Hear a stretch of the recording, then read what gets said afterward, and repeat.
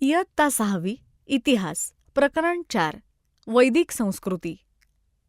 भारताची सर्वात प्राचीन आणि समृद्ध संस्कृती म्हणजे वैदिक संस्कृती.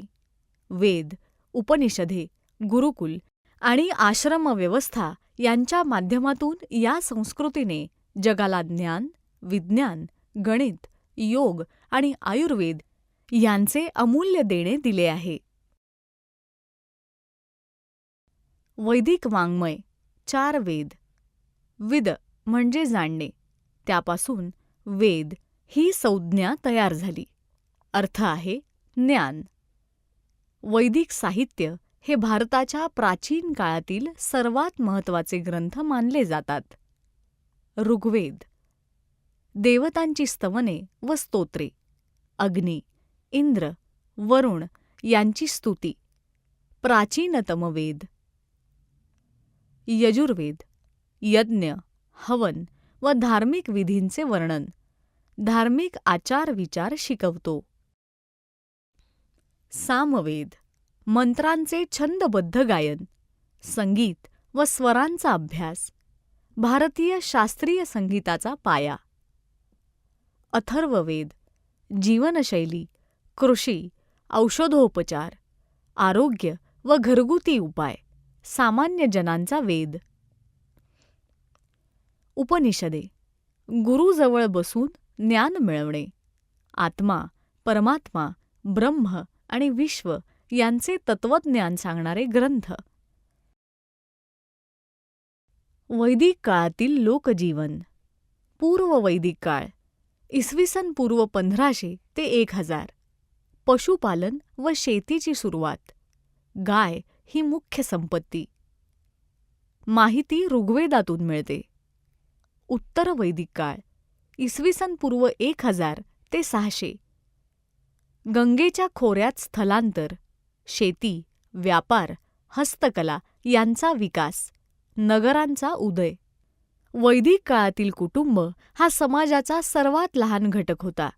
कुटुंब प्रमुखाला गृहपती म्हणत.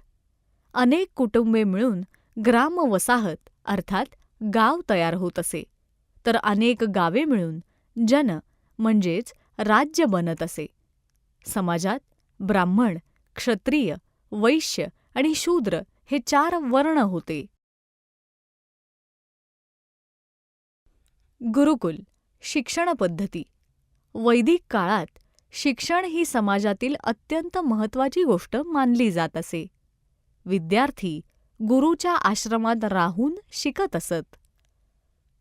अभ्यासक्रम वेद, गणित, खगोलशास्त्र, आयुर्वेद, नीतिशास्त्र आणि युद्धकला. मूल्ये नम्रता, शिस्त, धर्म आणि आत्मनियंत्रण ही मूल्ये आत्मसात करणे. गुरुची भूमिका. गुरु हे आदर्श जीवन जगण्यासाठीचे मार्गदर्शक होते. ते विद्यार्थ्यांना शिस्तबद्ध जीवन शिकवत. आश्रमव्यवस्था.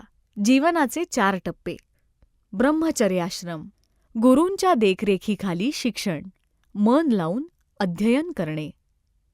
गृहस्थाश्रम विवाह, कौटुंबिक व सामाजिक जबाबदाऱ्या पार पाडणे. वानप्रस्थाश्रम कुटुंबापासून लांब जाऊन ध्यान, तपश्चर्या, तात्विक चिंतन. संन्यासाश्रम सर्व नात्यांचा त्याग करून मनुष्य जन्माचा अर्थ समजावून घेणे. आर्थिक जीवन, संगीत व धार्मिक जीवन. आर्थिक जीवन कृषी व पशुपालन हा मुख्य आधार. गाय हे विनिमयाचे साधन. पशुपालन, धातुकाम, कुंभारकाम, विणकाम, सुवर्णकाम व रथनिर्मिती हे प्रमुख उद्योग. व्यापारी संघांना श्रेणी म्हणत. संगीत व मनोरंजन. वीणा, मृदुंग, शंख, बासरी ही वाद्ये वापरली जात. संगीत हे धार्मिक व आध्यात्मिक जीवनाचा अविभाज्य भाग होते. धनुर्विद्या, मल्लयुद्ध, सारीपाट असे खेळही खेळले जात. धार्मिक जीवन. निसर्गपूजा, अग्नी, वरुण, इंद्र, सूर्य यांना देवतांचे स्थान, यज्ञात तूप, अन्न, धान्य यांची आहुती दिली जाई. माहिती आहे का? भारतीय नौदलाचे ब्रीदवाक्य शं नो वरुणः उपनिषदातील श्लोकावर आधारित आहे. अर्थ: वरुण देवता आमचे रक्षण करो. स्त्रियांचे स्थान व राजकीय व्यवस्था. स्त्रियांचे स्थान. पूर्ववैदिक काळात स्त्रियांना सन्मानाचे स्थान होते. वेदाध्ययनाची मुभा होती. लोपामुद्रा, घोषा, गार्गी, मैत्रेयी, अपला या प्रसिद्ध विदुषी होत्या. उत्तर वैदिक काळात मात्र समाज अधिक पितृसत्ताक बनला व स्त्रियांच्या स्वातंत्र्यावर बंधने आली. राजकीय व्यवस्था. राजा हा धर्म व न्यायाचे पालन करणारा असावा अशी अपेक्षा होती. राजाला सल्ला देण्यासाठी 2 संस्था होत्या. सभा, ज्येष्ठ व्यक्तींचे मंडळ. समिती, सर्वसामान्य लोकांची बैठक. करवसुली करणाऱ्या अधिकाऱ्याला भागदुघ म्हणत. पुरोहित, सेनापती व सभापती हे विशेष महत्त्वाचे अधिकारी होते. वैदिक गणित एक अद्भुत देणगी. ज्या काळात वीज, संगणक आणि मोबाईल नव्हते त्या काळात भारतात गणिताची प्रगत परंपरा होती. शंकराचार्य भारती कृष्णतीर्थ यांनी वैदिक गणित या पुस्तकात अशी सूत्रे मांडली ज्यामुळे मोठमोठ्या संख्यांची उदाहरणे क्षणात सोडवता येत. सूत्र: निखिलम नवतश्चर्मम दशतः. उदाहरण: 98 गुणिले 99. पायरी 1: 98 वजा 100 वजा 2, 99 वजा 100 वजा 1. पायरी 2: तिरकस वजाबाकी.